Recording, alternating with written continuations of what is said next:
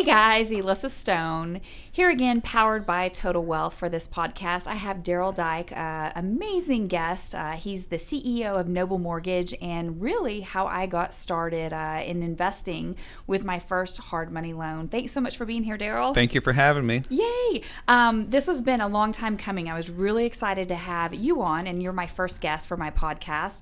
And so I really kind of wanted to tell the story of how we initially met and how much value the company has offered me.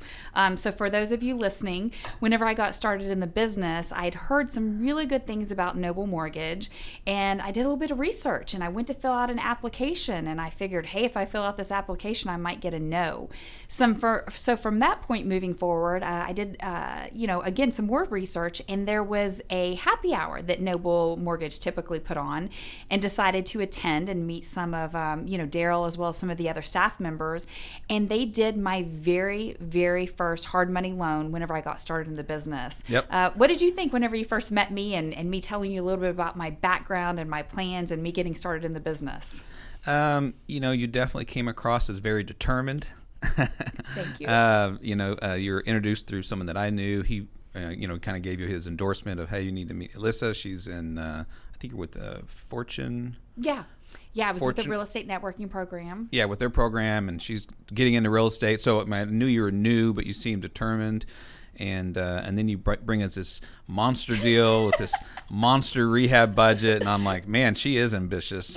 And I think I tried to talk you out of it. You did. Everybody did. I think every single person in the business tried to talk me out of it. Well, when someone's first starting and they're getting into a rehab, I'm always like, do a base hit first. Right. Do a single or a double. Don't try to hit a home run on your first deal because it can be overwhelming. And so we always try to talk them into getting, something with a smaller budget, $20,000, $30,000, unless, they align themselves with maybe a contractor who can do everything from soup to nuts that we have trust in, that we've worked in the past as well. So, I thought you were being very ambitious, but I was like, it was hard to say no. I don't think you would take no for an answer. So I was like, all right. I think everybody that knows me, they know that I don't like a no. But very, very interesting rehab. So it had everything from green pools, snakes, fish. There were squatters in it doing drugs. It sat on 2 acres, foundation issues. I mean, anything that you could have possibly be wrong in a potential rehab on your first one, it was. So yeah, that was a big deal. It was. Thank you for taking a chance on me. I appreciate it. Yeah, of course. Well, ambition goes a long way. Drive goes a long way. And you can get a feel for, I've been doing this a long time, you can see in someone when they're like determined, and it's a different level of lending when you see that in their eyes. They're like, I'm getting this done. I don't care. I'm gonna do it with you or without you. And you're like, okay.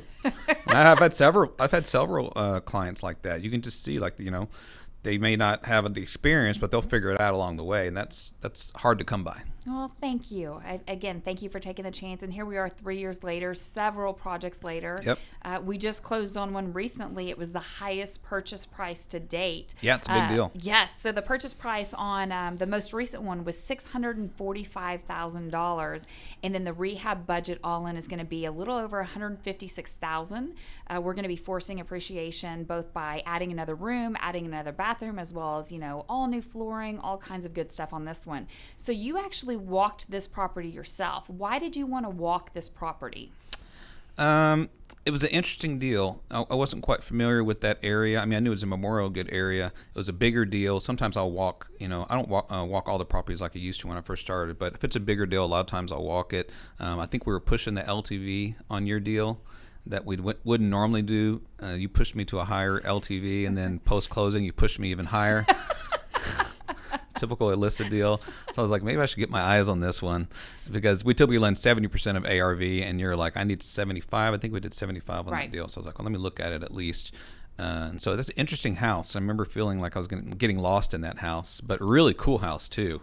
Very, very interesting. So you saw the potential, you heard my vision, but once you put eyes on it and I walked you through it and shared my vision with you, you could see where I was going and why I picked this. And yes, there's a little bit of risk involved in anything you do, but especially on this one, but we would be able to potentially force appreciation so much by adding another room, adding another bathroom, seeing the surrounding area. And, I was privileged for you to come walk the property, because I think once we finished, you're like, I totally see the vision. Would you agree with that? Oh, yeah. Yeah. And you can't beat that location. I mean, you're right in Memorial. It's just that house did have a lot of extra rooms that you try to figure out what to do with. And then that big, was it the attic space? Is that where you're doing the extra bedroom? Yep, that's what we're building out. So I think the appraiser pointed that out as well. So, I mean, that's a no-brainer to me. Why wouldn't you do that? For the cost of it, you're going to make a lot more money on that house, I think. So I think it's a good idea. I'm excited. And I know that your company, from a marketing perspective, a couple of people went out there, they took before pictures. So we're going to be sharing those. We might do some midway progress pictures. And then, of course, on the very end, we'll show the aftermath and talk about the numbers and what we were able to sell the property for. So do you mind educating some of the people listening that are maybe newer in the business and getting started, and or maybe they've been in the business and looking for other lending avenues about Nobel Mortgage? Sure. So, I've been doing this a long time, and there's lots of great companies out there that are our competitors as well. Of course, we're the best. There's no question about that. 100%. But, I think, with Nobel Mortgage, you know what you get. You can look up us on the internet. You see our reviews. We have outstanding customer service. We have over 270 reviews. All of them are 5-star. So we take it very seriously. Once we get a relationship with an individual like yourself, we get a lot more flexible. 100% agree. So it's all about relationships with me. If we can do, the first deal, we're going to be like, okay, let's kind of hold hands here before we get too serious. But if you're a new investor, we're going to be looking over your shoulder, looking over your contractor's shoulder, have a second set of eyes, which is what we like to say, making sure that you're not getting overcharged or your bid is not too low. And then we have all the programs that can get you what you need. We have hard money, which gives you up to 100% financing on rehabs. We can do conventional loans. So if you're buying to fix and then turn around and keep it as a long-term rental, we can do all that under one roof. We're a direct lender on the conventional side now as well. And we do commercial loan programs. So we're kind of a one-stop shop. We always work with new investors, but then we love it when we see a new investor start getting more aggressive and doing more deals. And then once they're doing a flip, and then they're doing rentals, and then they're wholesaling. And then, they don't necessarily, at some point, they kind of graduate from Nobel Mortgage and they start using other methods like private lending. You've done private lending. But then they come back to us on the deal. Hey, I've got this one deal that might be a good fit for you guys. So, I'm all about abundance mentality. If I can help them out, I'm sure that they refer me business, even if they move on to, private lending. But we always pride ourselves on trying to make sure that we're helpful and useful and provide the knowledge that people need. Well, I can say hands down, to date, the only hard money company that I've worked with, great relationship. We started out, I think that both yourself as well as Nobel Mortgage saw something in me and believed in me, and I've continued through on that track record, and will continue as I transition into the multifamily side, which we'll talk about at some point. But I did want to highlight kind of the benefits of Nobel Mortgage and working with a hard money lender, and give an example how when you become more mature in your investing career, you can work with other avenues such as private money lenders.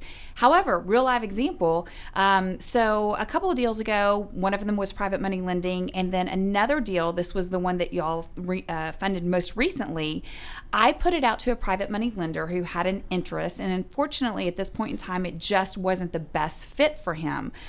So I had to perform. I had 7 days to close, and I'd put it out to one other private money lender, but I hadn't heard back. So I'm looking at the clock tick, and one thing about me is I've never put a contract on a home that I've never closed on, and that's not going to happen if at all possible my entire career. We'll see if maybe there's one, but to date there hasn't been. And so I picked up the phone and I called Nobel Mortgage and I said, Darel, Chris, guess what? I need help. I've got to close in this amount of time. And y'all were able to jump through hoops and help me get that done. Now, what you don't know, or maybe I didn't share with you yet, is that my second private money lender called me that day afterwards and said, I can fund, let's do this. But my honest assessment and opinion was like, y'all have been there for me, great relationship. I want to continue that.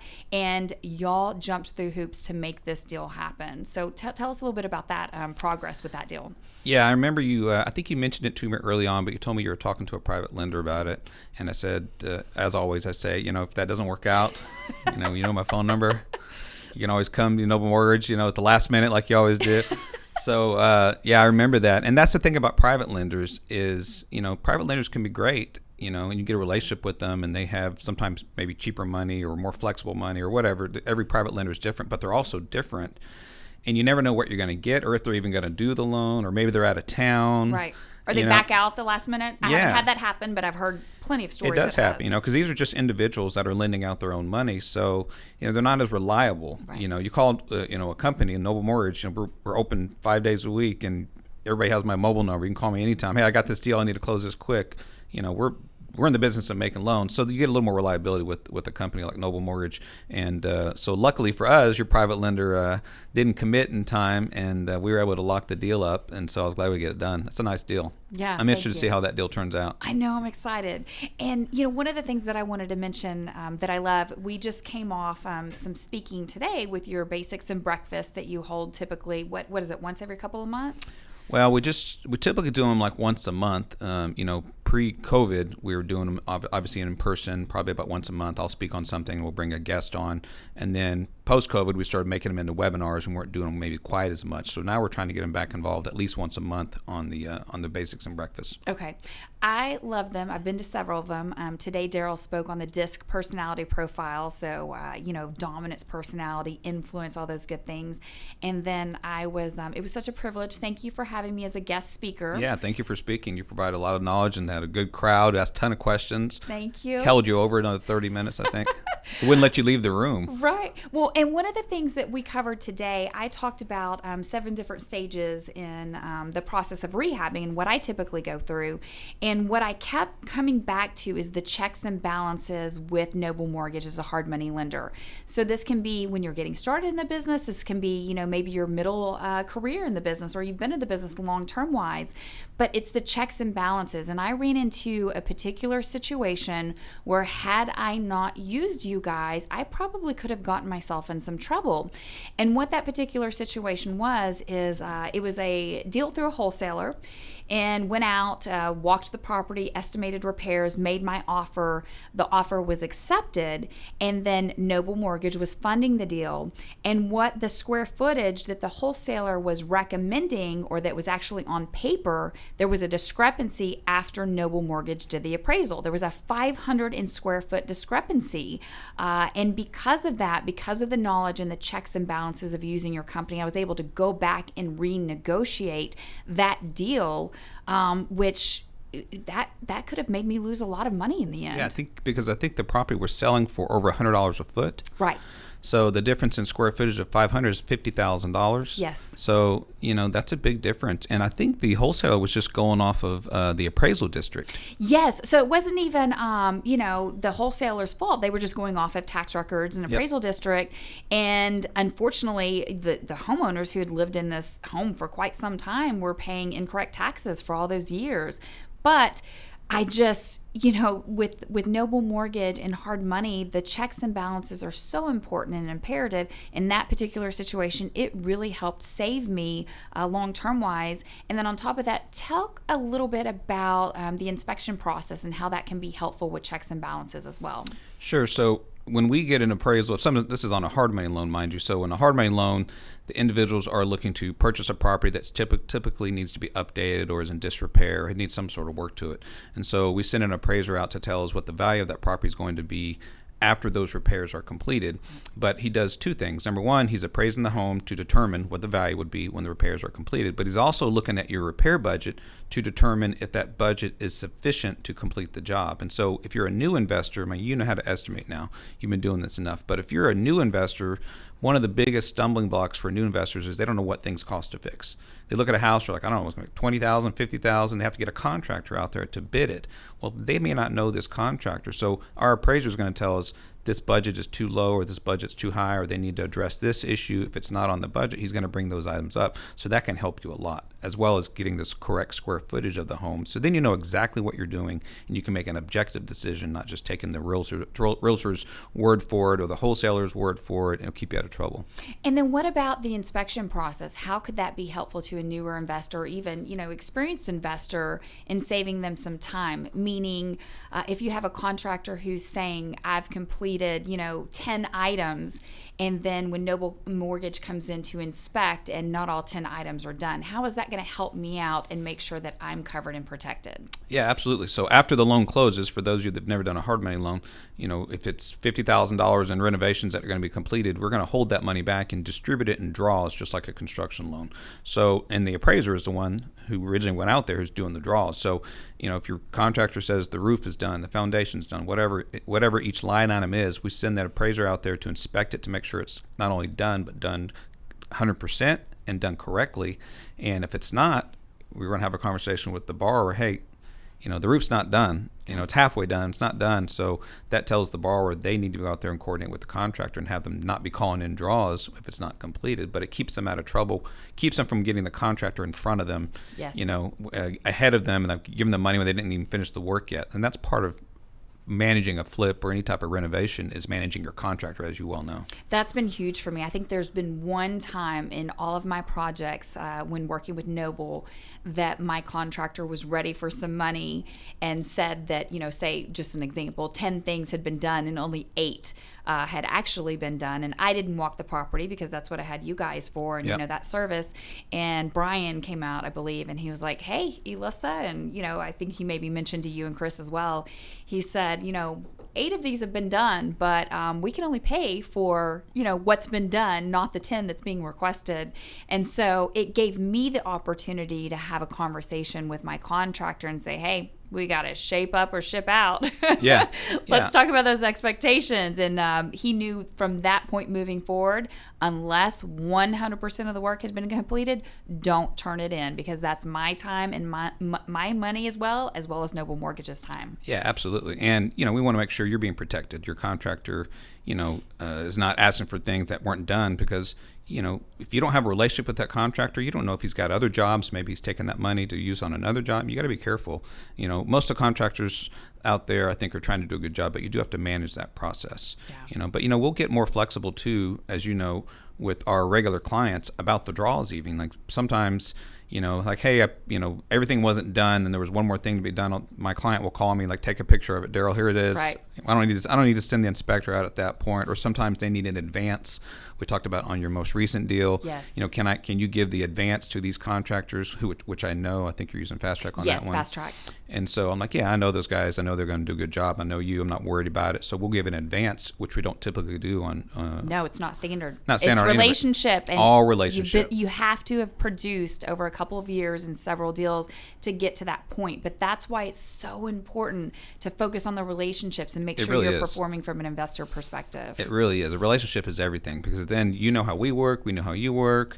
We trust each other. If there's ever an issue on your deal, I know you're going to tell us, hey, we ran into this, there's a cost overrun, and we'll figure out a way to fix it. Right. And when I make that call and say, I need money immediately, let's close like in a couple day period, guess who's there? Darel, Chris, Noble Mortgage.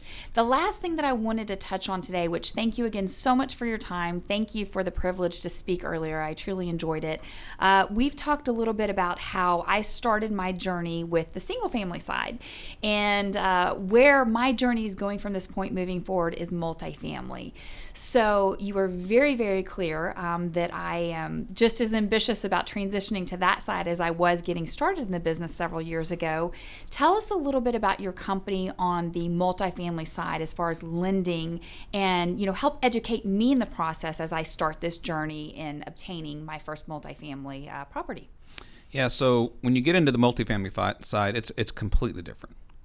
There's some similarities, but it's very, very different, but especially on the lending side. So it has a lot to do with the size of the loan, first and foremost. Okay. So when you're getting into smaller deals, like less than $1 million, $1.5 million, $2 million even, there's only certain lenders that will even lend in that space. Okay. And then there's also only certain lenders that will lend above $2 or $3 million. And so you have 2 different lending categories. So when you get into the smaller deals, it's typically community banks, smaller lenders like that. And so the terms are not quite as aggressive.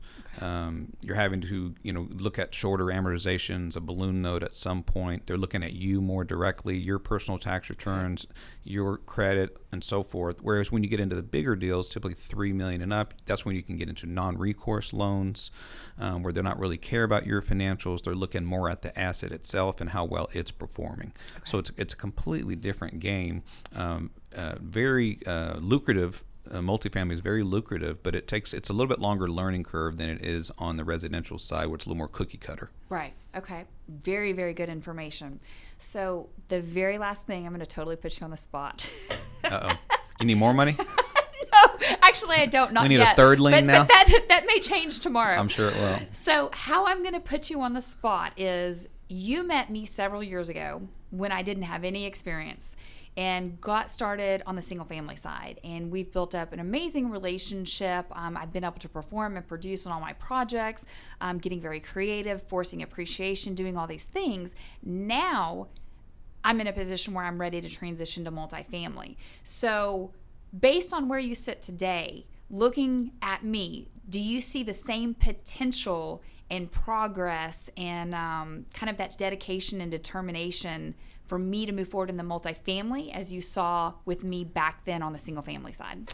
Well, I think when I got here, the first thing you told me was you're going to do 1,000 units in 1,000 days.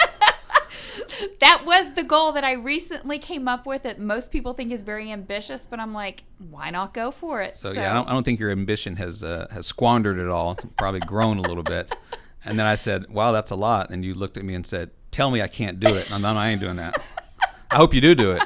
No, I think you're just as driven, if not more so. I think you have more confidence, because when you tackled the single family side, you went in green. And so now you have a lot of that knowledge that you can transfer over into the multifamily side, as far as negotiating and managing the renovations on if you have a contractor involved, which I think you're looking at some properties that probably need a little bit of work. Absolutely. And so all that is gonna carry over when you switch to multifamily. So I think you'll be a huge success at it. Well, thank you. I appreciate it, and I'm excited about you being on that journey with me. I contacted you yesterday about a property that I looked at that was 10 units. Yep. You're helping to educate me, and at the same time, it's going to happen very, very quickly. And you were along for the ride on the single family side, and now we're going to be flipping into the multifamily side. Yeah, it's exciting. Yeah, it is. Thank you for being here today. Thank Absolutely. you for your time. Thank you really for having appreciate it. For anybody that's listening, if you're getting started in the business, if you've been in the business, you need to consider Nobel Mortgage and reach out, because hands down, just the relationship, the delivery of service. Once you establish a very good relationship, you can do some creative deal flow. Amazing, amazing opportunities. So please consider Nobel Mortgage and reach out. Thank you again, Darel, for being here. Thank you so much.